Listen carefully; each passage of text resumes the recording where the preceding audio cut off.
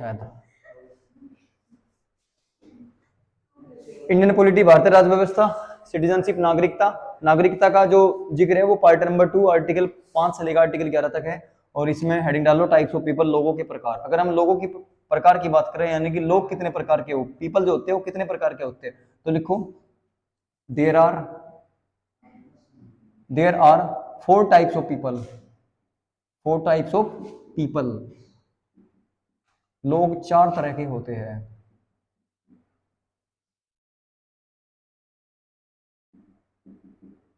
गर्मी हो रही भाई, इसे गेट को ओपन कर दिए, गेट को ओपन कर दे भाई। खोल दे सर, रिफ्लेक्शन ना आने का, मौसम ठीक हो रहा, बिल्कुल खोल दे पूरा, ठीक है। लिखो इसके अंदर सबसे पहला हेडिंग डालो सिटीजन, CITIZEN, सिटीजन यानी कि नागरिक। नागरिक, इसके बारे में लिखो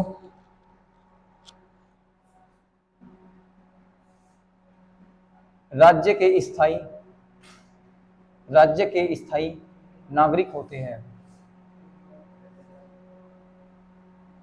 ठीक है।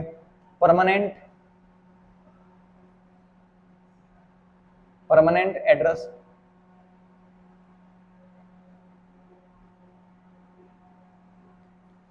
दूसरा लिखो अपने राज्य के प्रति निष्ठा एवं ईमानदार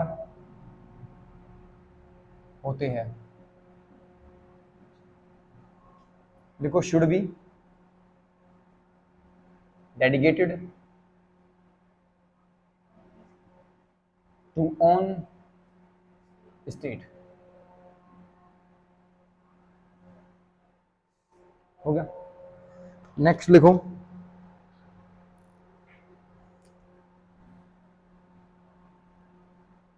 राज्य की नागरिकता रखते हैं।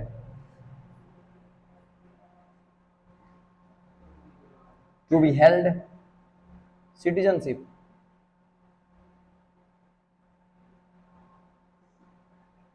नेक्स्ट लिखो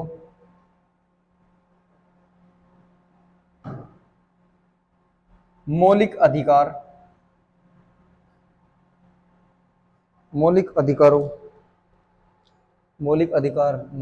कर्तव्य लिखो भाई, मौलिक कर्तव्य या कर्तव्यों का पालन करते हैं, ठीक है। लिखो मौलिक कर्तव्य क्या कहे, इसमें लिखो fundamental duties should be obeyed,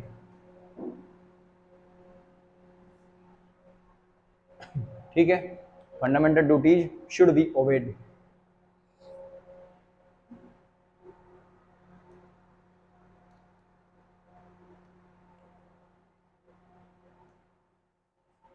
कर दो नोटिस।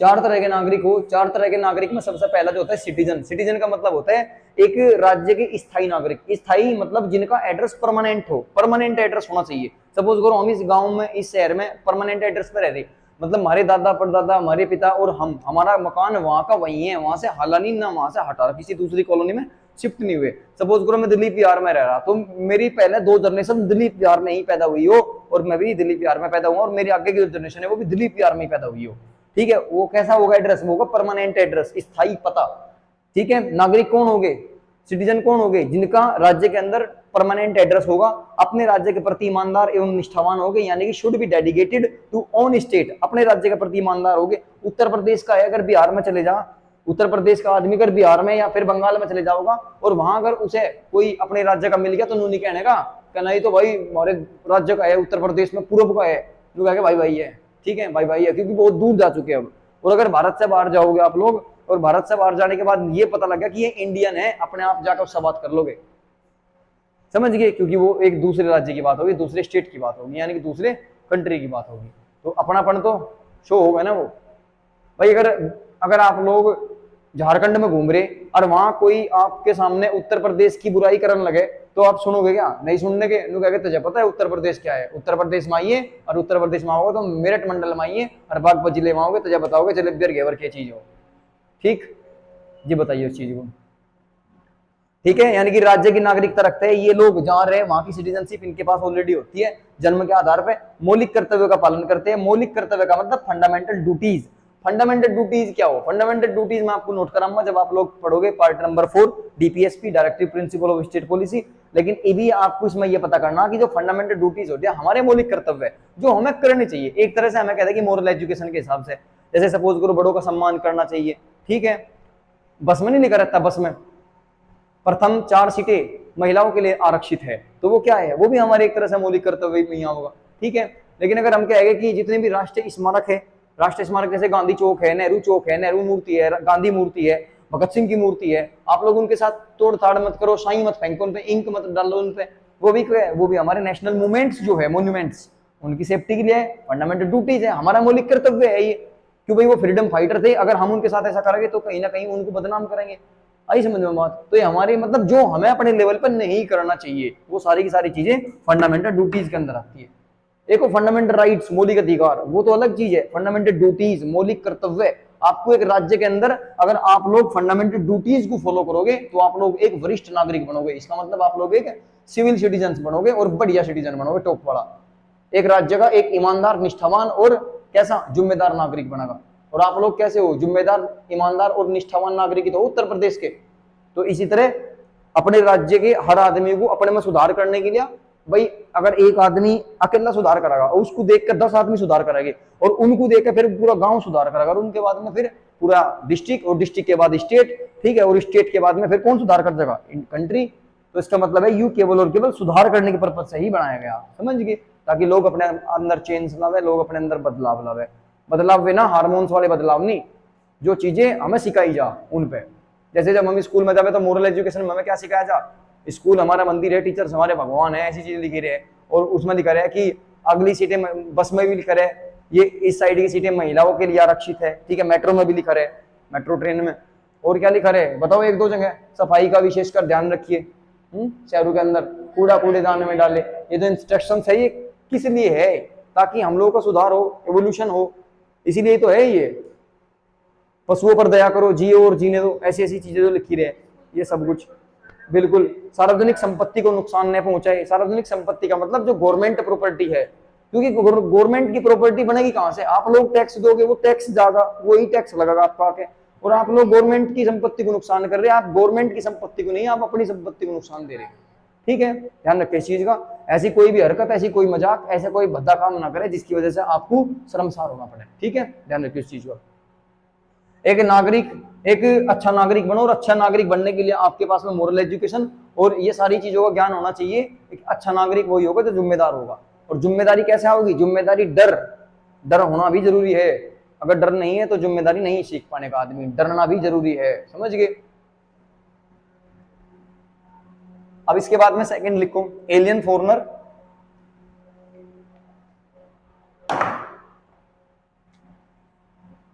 दूसरा लिखो एलियन फॉरेनर।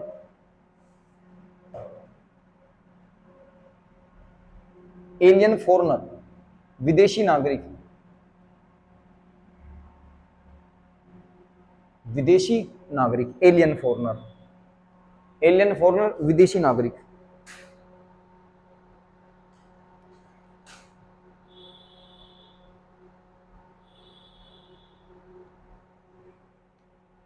लिखो ये राज्य में अस्थाई पता रखते हैं, यानी कि their address should be temporary. लिखो यह है, या इनके पास मौलिक अधिकार नहीं होते हैं।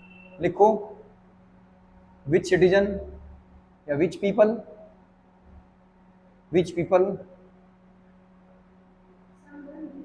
डोंट हैव एनी डॉक्यूमेंट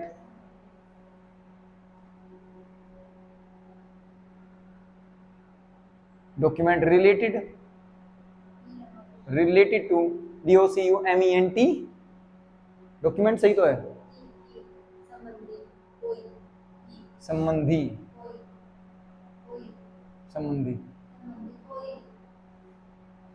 ओहो कोई, ठीक है। डॉक्यूमेंट रिलेटेड टू सिटीजनशिप, नागरिकता संबंधी जिनके पास कोई भी रिटन डॉक्यूमेंट नहीं है। और नागरिकता दिखाने के लिए आपके पास क्या होना चाहिए भाई, जो लोग विदेश के हैं और वो भारत में आकर रह रहे तो उनके पास कोई तो डॉक्यूमेंट होगा, वीजा होगा उनके पास, या तो वीजा होगा, वीजे पर तो लोग परमानेंट एड्रेस नहीं बना सकते, वीजा तो कुछ टाइम के लिए दिया जा कि जा घूमिया और वापिस आने में तो 1 महीना लगेगा या 2 महीने लगेगा, वीजा तो वो। लेकिन जब कोई दूसरा व्यक्ति, दूसरे देश का व्यक्ति हमारे इंडिया में आएगा और यहाँ का वो परमानेंट एड्रेस बनाने की सोचेगा तो उसमें फिर उसे कुछ डॉक्यूमेंट्स की जरूरत पड़ेगी, कुछ परमिशंस की जरूरत पड़ेगी। ऐसी परमिशन जो विदेशियों को भारत में रहने की दे दी जा, वे होते हैं सिटीजनशिप के डॉक्यूमेंट। कैसे? सिटीजनशिप के डॉक्यूमेंट। और नागरिकता के जो दस्तावेज यानी कि कागज जो हो नागरिकता के, कौन से हो? आपका जो डोमिसाइल सर्टिफिकेट है, कौन सा? Domicile certificate. और डोमिसाइल को हम क्या बोले? मूल निवास। बना होगा ना आपका मूल निवास, मूल निवास, आय प्रमाण पत्र, जाति प्रमाण पत्र, ये आपके हो गए। तो मूल निवास को हम बोलते हैं इंग्लिश में डोमिसाइल। डोमिसाइल का मतलब होता है अधिवास पत्र। कैसा? अधिवास पत्र। और डोमिसाइल की अगर बात करें तो डोमिसाइल 2 तरह के हो, कौन कौन से? एक तो बेसिक डोमिसाइल और दूसरा एक्वायर्ड डोमिसाइल। समझ गए? बेसिक डोमिसाइल तो वो जो जन्म के आधार पर बनागा, और एक्वायर्ड डोमिसाइल वो जो व्यक्ति दूसरे देश से आवे और वो आके जगह जगह बदलता रहे, उसको बोलते हैं एक्वायर्ड डोमिसाइल। जैसे आज मैं उत्तर प्रदेश में हूँ, कल को हरियाणा में जाकर अपना मकान बनाऊंगा, फिर मेरी पोस्टिंग बंगाल में होगी तो फिर वहां से छोड़कर बंगाल में चले जाऊंगा, तो उसको बोला एक्वायर्ड। ठीक है, एक्वायर्ड डोमिसाइल। ऐसे लोग जिनके पास नागरिकता संबंधी कोई लिखित दस्तावेज नहीं होता, यानी कि which people don't have any document related to citizenship. Next लिखो नंबर 4, रिफ्यूजी। REFUGEE, रिफ्यूजी यानी कि शरणार्थी। शरणार्थी, शरणों में आए हुए। लिखूं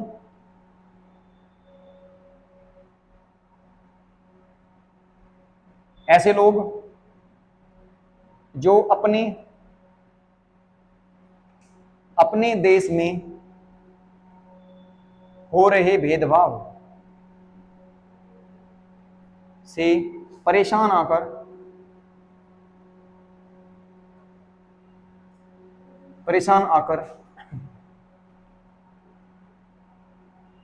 दूसरे राज्य में घुसते हैं,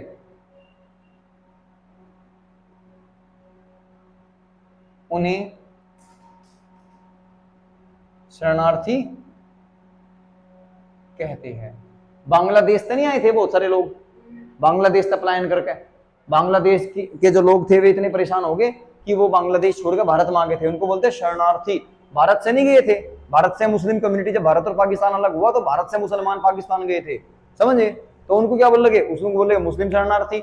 और जब भारत और पाकिस्तान का विभाजन हुआ, अलग अलग कंट्री हुई, तो पाकिस्तान में जो हिंदू थे वो वहां परेशान हो गए थे बहुत ज्यादा, और वहां से कहाँ आए? वो वहां से भारत की तरफ आए। इसका मतलब वो भारत के लिए शरणार्थी हुए। आई समझ में बात? शरणार्थी कैसे हो? ध्यान रखना। रिफ्यूजी कौन हो? एक मूवी भी है रणबीर कपूर की, नहीं रणबीर कपूर की नहीं है, उसकी है, अमिताभ बच्चन का जो लड़का है, क्या नाम है उसका? अभिषेक बच्चन की मूवी है रिफ्यूजी, शरणार्थी। और इस रिफ्यूजी किसको कहेंगे? ऐसे लोग जो अपने देश में हो रहे भेदभाव, ठीक है, भेदभाव से परेशान आकर दूसरे राज्य में घुसते हैं, उन्हें शरणार्थी कहते हैं। ठीक है भाई, कोई दिक्कत? चलो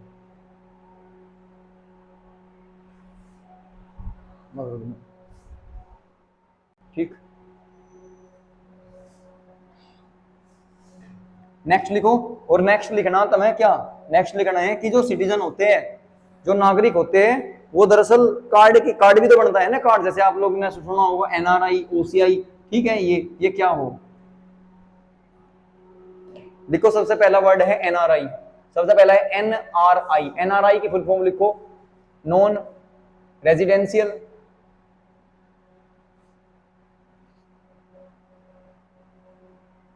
नॉन रेजिडेंटियल ऑफ इंडियन,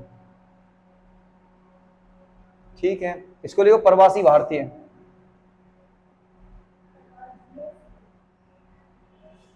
प्रवासी भारतीय या अप्रवासी भारतीय।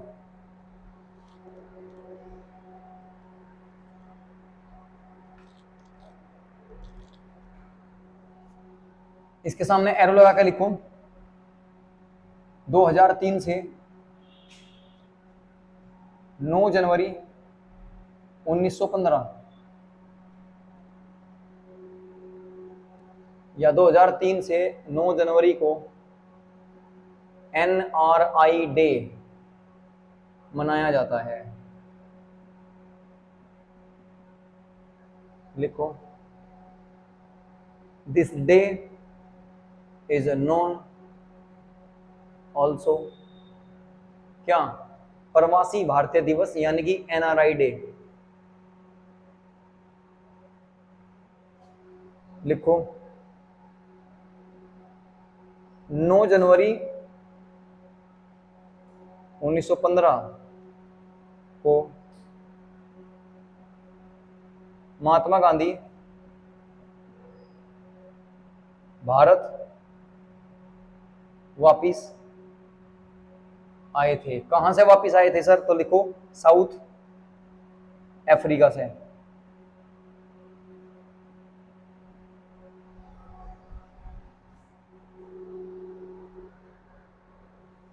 सर NRI वोट डाल सकते हैं क्या? NRI वोट डाल सके? NRI वोट डाल सके? लिख लो should be provided voting right.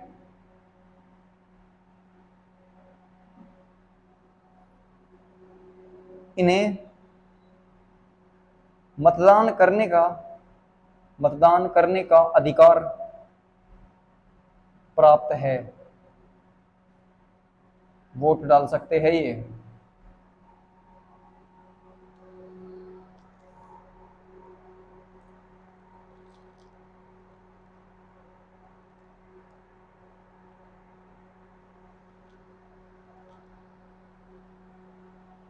Next लिखो दूसरे नंबर के जो होते हैं PIO। PIO क्या होते हैं? लिखो person of Indian origin. Person of India origin.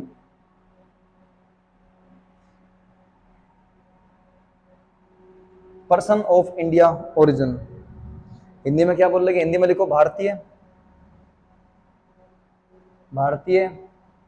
मूल के व्यक्ति या भारतीय मूल के नागरिक, ठीक है, भारतीय मूल के नागरिक PIO यानी कि पर्सन ऑफ इंडियन ओरिजिन। इसमें क्या होगा सर कंडीशंस? लिखो जिनके पूर्वज पहले भारत के नागरिक हो,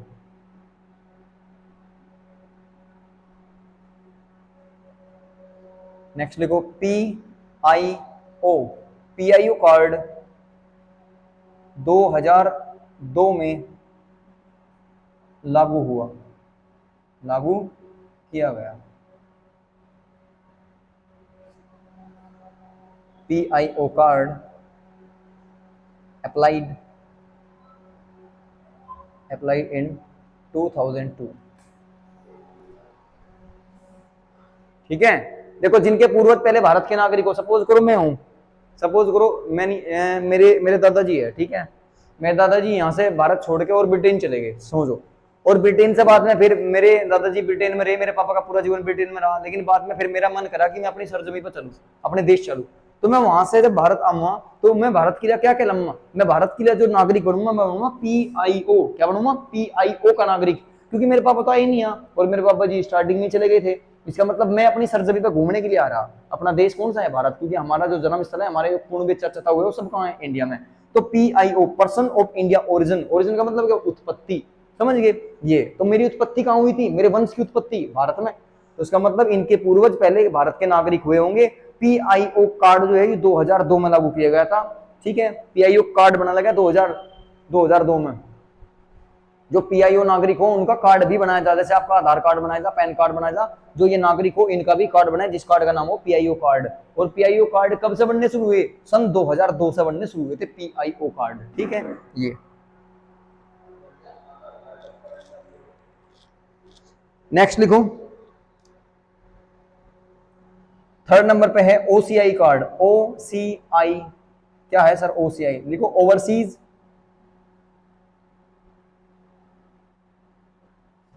ओवरसीज ऑफ या overseas citizen of India,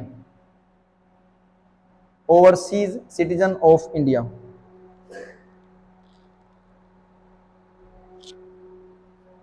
Hindi में लिखो भारत, भारत के ओवरसीज नागरिक, भारत के ओवरसीज नागरिक। अगर हम ओवरसीज नागरिक की बात करें तो इसको लिखो ओवरसीज नागरिक कार्ड, यानी कि कौन से? ओसीआई कार्ड जो है ये कब से बनाने शुरू हुए थे? ये लिख लो 2005 से। तीन तरह के कार्ड होते हैं सिटीजनशिप में, नागरिकता में तीन कार्ड बने। एक कार्ड तो बने एनआरआई, ठीक है, एनआरआई का कार्ड अलग बनेगा एनआरआई, एक बनेगा पीआईओ कार्ड, पीआईओ कार्ड, और एक बनता है ओसीआई कार्ड। कौन सा? ओसीआई।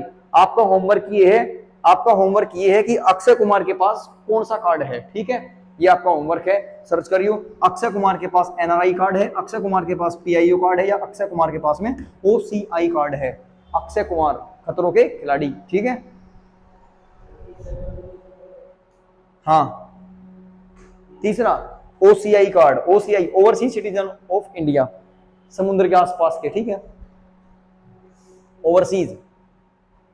और ओवरसीज कार्ड कब से बनना शुरू हुआ? 2005 से बनने शुरू हुए। इनसे पहले कार्ड ना था, इनसे पहले तो डॉक्यूमेंट्स बना रहे थे। ठीक है, ये बिल्कुल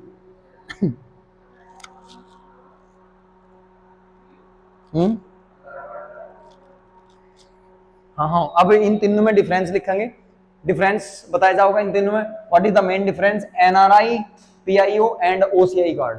ठीक है, तीनों में डिफरेंस लिखा जाओगा। इनमें क्या डिफरेंस है? इनमें मेन चीज है डिफरेंस। हो गया नोट? कर दो तो नोट कर ले, कोई दिक्कत नहीं उसमें।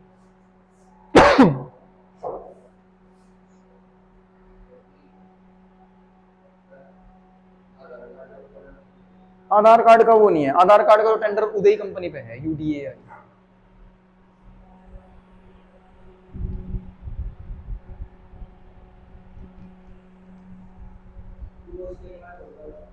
OCI card 2005। नहीं, एक बार कर ले, सभी कर ले, जहां तक कितना होगा कर ले।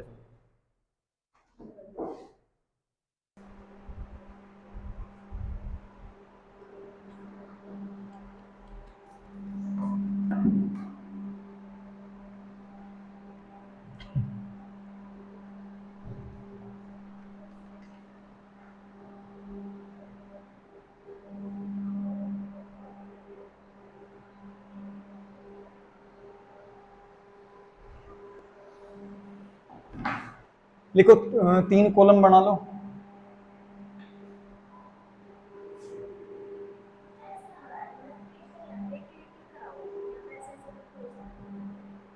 एक को लिखोगे, लेकिन डिफरेंस पता करना ना, डिफरेंस फिर ऐसे कैसे करेगा आप? एक काम करो, 2 पेज बना लो, नेक्स्ट करो, इसे ऐसे बना ले, ठीक है, लंबा है ऐसे, अपने अपने सुझाव के लिए लिखो इसमें। इधर लिखो डिस्क्रिप्शन, डिस्क्रिप्शन। एक साइड में लिखो पीआईओ, यहाँ पे लिखो पीआईओ कार्ड, और यहाँ लिखो ओसीआई कार्ड।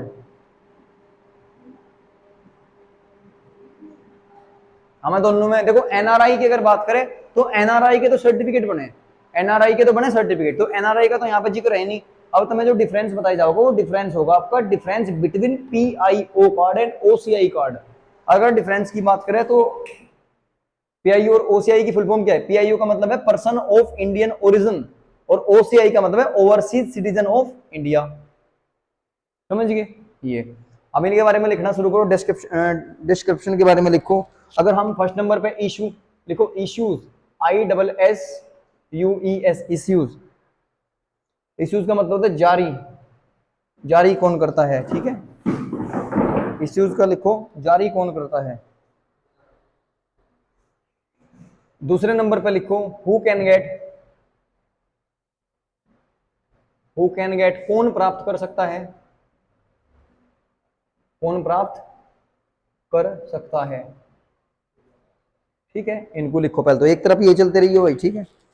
इधर लिखो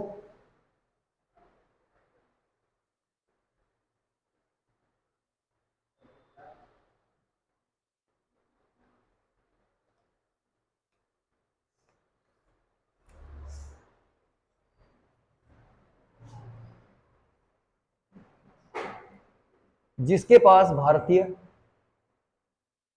पासपोर्ट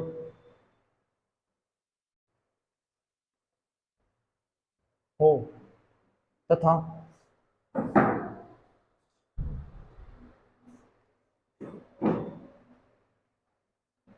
जिसके पूर्वजों का जन्म भारत में हुआ हो, ठीक है। और कब हुआ हो लिखो, 1935 या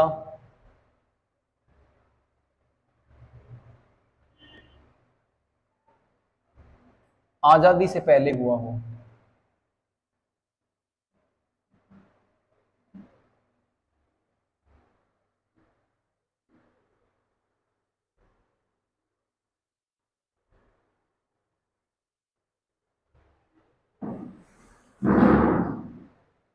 इधर लिखो वह विदेशी नागरिक, वह विदेशी नागरिक जो 26 जनवरी 1950 के बाद भारत का नागरिक बना हो।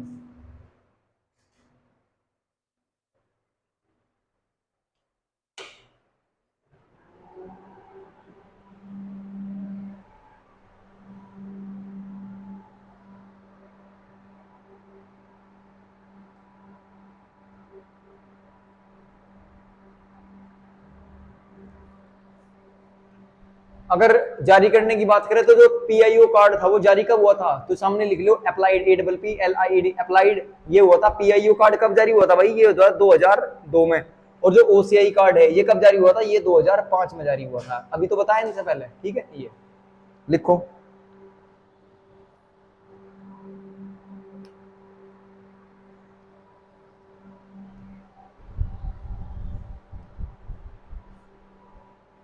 नेक्स्ट थर्ड पॉइंट लिखो कंट्रीज, कंट्रीज यानी कि देश, किन देश के नागरिकों को, यानी कि ऐसे कौन से देश है जिनके नागरिकों को पीआईओ और ओसीआई कार्ड दिए जा, कुछ देश तो होंगे, तो लिखो पीआईओ में कितने देश है, चाइना, अफगानिस्तान,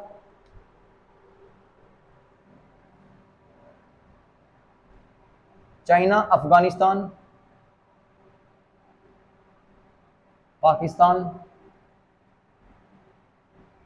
चाइना, अफगानिस्तान, पाकिस्तान,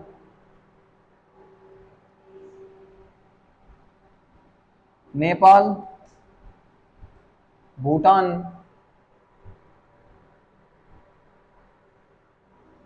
श्रीलंका और बांग्लादेश,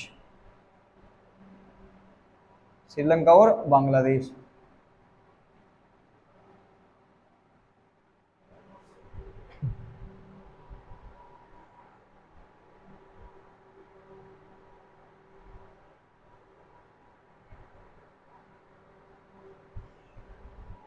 इधर लिखो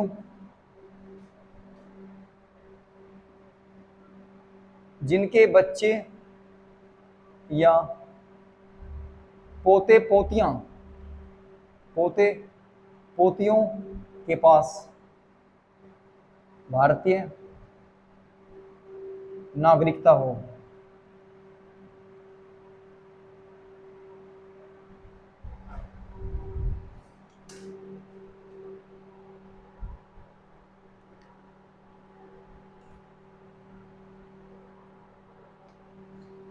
फोर्थ नंबर पे लिखो फी,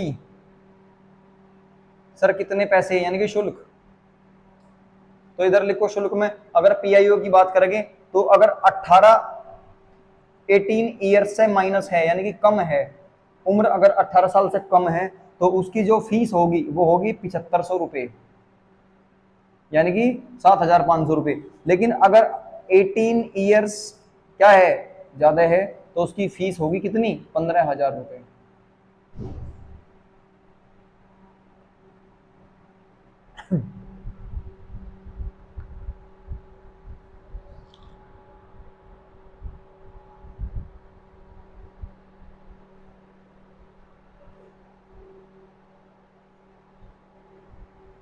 अगर ओसीआई कार्ड की बात करें तो इसमें एक्सेप्शन है,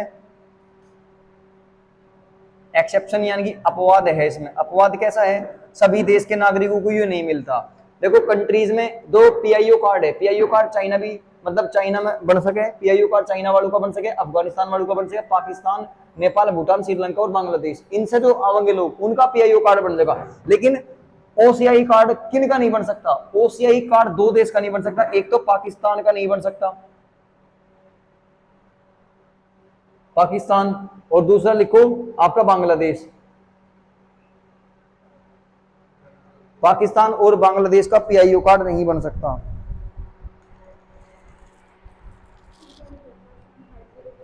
अगर इसकी फीस की बात करें, इधर अगर इसकी फी यानी कि इसकी फीस यानी कि इसके शुल्क की अगर हम बात करें तो इसका शुल्क कितना होगा, तो लिखो इसका शुल्क होगा 275 यूएस डॉलर। कितना 275 यूएस डॉलर। और एक डॉलर कितने रुपए के लगभग जा पहुंचा पता किसी को, एक डॉलर कितने रुपए के आसपास है, अच्छा 80 रुपए के आसपास है एक डॉलर अब फिलहाल।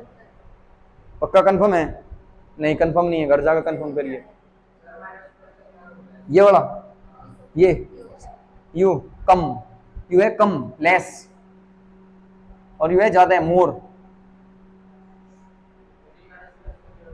माइनस का मतलब है कम, 18 साल तक कम उम्र के जो आदमी हैं उनका होगा 7500 रुपए किराया, यानी कि किराया को या रेंट को या एक तरह से शुल्क कह लो, फीस कह लो।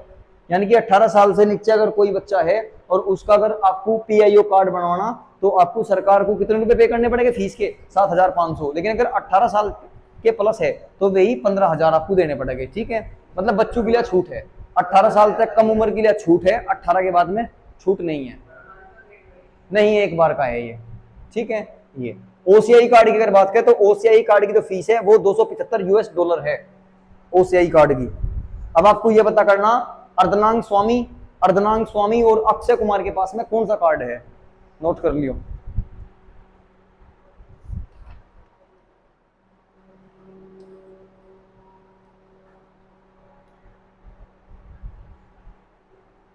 हो गया नोट, ओके भाई सर।